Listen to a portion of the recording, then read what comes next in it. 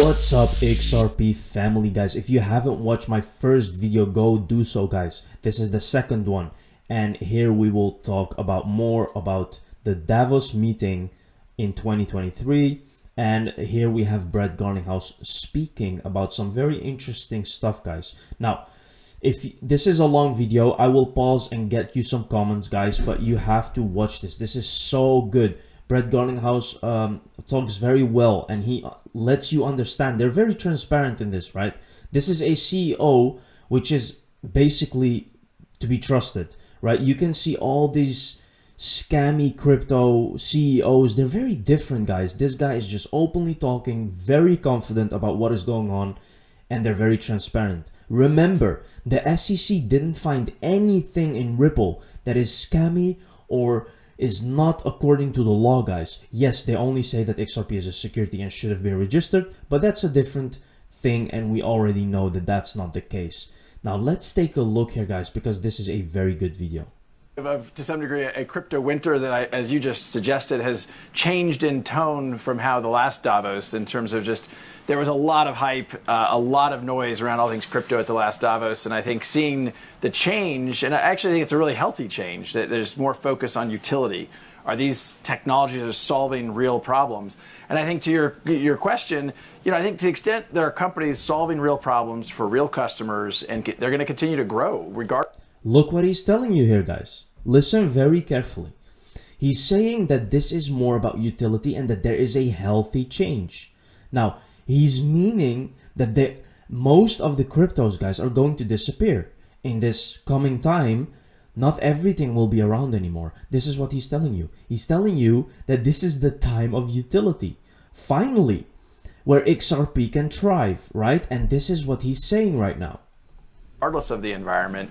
Is there continued contagion? I think we're obviously continuing to hear noise about what's going on with DCG and Gemini. Hard to know. It sounds like that could work out in a constructive way. I think all of this has not been great for crypto at large. But again, if you just focus on companies that are solving real problems, certainly Ripple had a record 2022. We'd rather see crypto do well at large, but we had a great year, signed up more and more customers and more volume going through our payment rails. And in terms of your outlook for 2023, we've seen a bit of a bump for Bitcoin in the crypto markets. Are you expecting that to continue, or is this just a little bit of false hope? Well, I've tried to stay out of the short-term price prediction on all things Bitcoin, or crypto in general. I'm long-term very bullish, because I think these are technologies that can solve real problems at scale. And I think when you have kind of new emerging technologies, not dissimilar than, frankly, the internet and kind of the dot-com bubble, sometimes the hype gets ahead of the reality. That comes into balance over time. But we shouldn't forget, really not that long ago, 21 years, Amazon during the dot-com bubble almost went out of business. So the fact that you're seeing some changes in the crypto world, I think, can be healthy for the long-term health of the industry. And yet FTX appears to be a very high-profile case of fraud. There are serious regulatory and auditing gaps that went on with that institution. And yet at the same time, what I'm reading is so many people have been critical of SBF for having this close relationship with the regulators, the fact that he visited Gary Gensler so many times. So where do you draw the line? We need to strengthen regulation and oversight in this industry, but how close should the relationship be between your peer group and the U.S. regulators who are looking at these institutions? First of all, I think you're exactly right. We talk about this as a crypto problem, but really this is just fraud. And I think in some ways not that dissimilar than Bernie Madoff. And when Bernie Madoff occurred, we didn't totally restructure how we thought about oversight and regulation of hedge funds. We realized that, hey, clearly in that case also the SEC had overlooked, and if people had reported to the SEC, they should be looking into Bernie Madoff. See, he's comparing this, guys, to another scam that happened within hedge funds. He's saying this is not a crypto problem. It is a problem with regulation and a problem with overall lookout for investors, which the SEC is not doing at all, because they went after Ripple while they could have gone after a company which is more likely to scam people, right? And this is why, guys, this is why I'm telling you guys that this lawsuit has bigger meaning. It has bigger meaning. Otherwise, the SEC would not go after Ripple and after XRP. There is something behind the curtains that we didn't see yet, which is soon to be unraveled, which will give us the clarity, and we will understand. And he said it himself, that in these emails we'll see why they went after Ripple. Let's continue. So I know that the SEC had met a bunch of times with SBF. I don't know the specifics of what types of oversight they were applying. I do think this is a fraud. I don't view this as a crypto problem at large. But to your point, I think regulatory clarity globally is important. And we're seeing a lot of countries. I mean, here we are in Davos, and Switzerland's clearly one of the countries leading in providing regulatory clarity in early stage. You have the UAE leaning in, the UK, Japan, Singapore. The U.S. is notably absent from that list. And I think in some ways, the regulators in the U.S. have added confusion to the crypto marketplace. And let's talk about those regulators in the US, the SEC, Brad. Let's get a check-in on what's going on with that lawsuit with the SEC and Ripple. Are you nearing an end potentially? Are you planning to settle with the SEC? Well, we've always said that we would love to settle, but it requires one very, very, very important thing, and that is that on a go-forward basis, it's clear that XRP is not a security. Wow, guys, look at that. So the guy is asking him, are you planning to settle with the SEC? So he's not even asking, is XRP a security or not? He's just asking, are you going to settle with them? Which is very interesting that he's asking him that question. Now, Brad says that of course they would love to, but there has to be clarity for XRP. It needs to be a non-security, and then they will settle. See how an agreement can still be made, guys, so far into the lawsuit with everything that has happened. And I think that this is very likely to happen. As I was saying, there is more to this lawsuit than that you think. The SEC and Gary Gensler has very outwardly said he views almost all crypto as a security, and so that leaves very little space in a Venn diagram for settlement.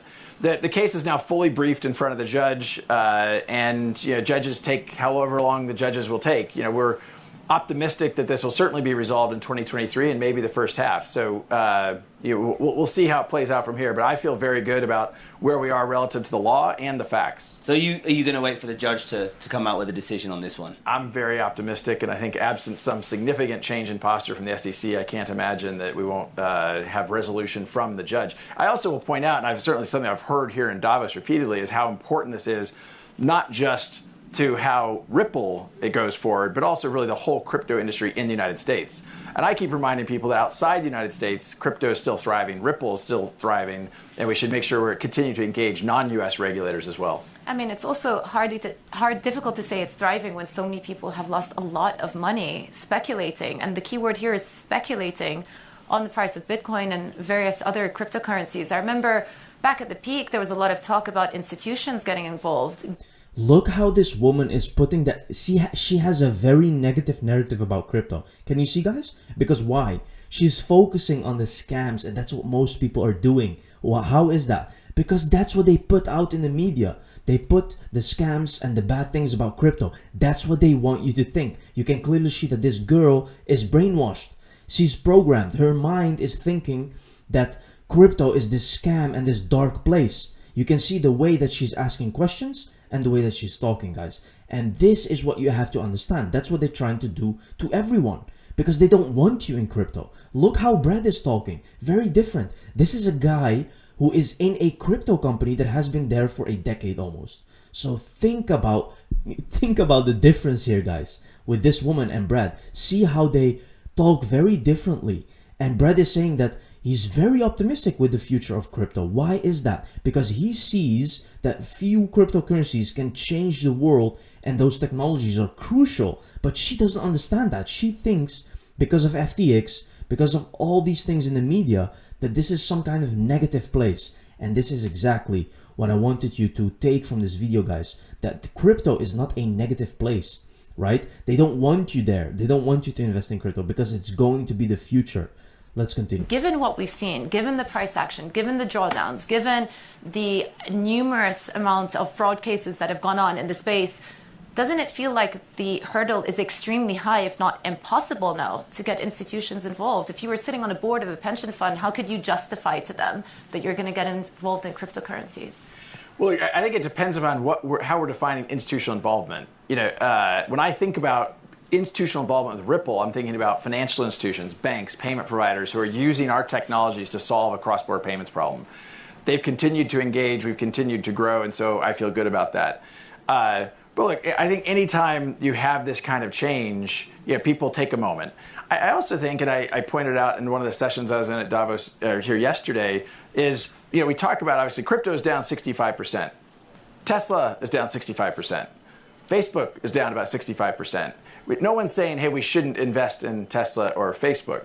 So I think we have to, I mean, clearly, I would much rather not have the volatility we've seen in crypto in 2022, but I think we also have to look at that in concert of other kind of growth investment areas. And again, to your point, most of crypto has been speculation. If it's just speculation, I don't think that's long-term sustainable. We need to focus on utility and make sure we're solving problems for customers. Wow, guys, what an answer. Again, he's saying that stocks are also down 65%, yet no one is talking about that. This is the negative narrative that has been going around, guys, and making people think that crypto is bad, which it isn't. And you can clearly see that Brad is saying we have to focus on things with utility, not speculation. And I fully agree, guys. Why would you invest in something just for speculation?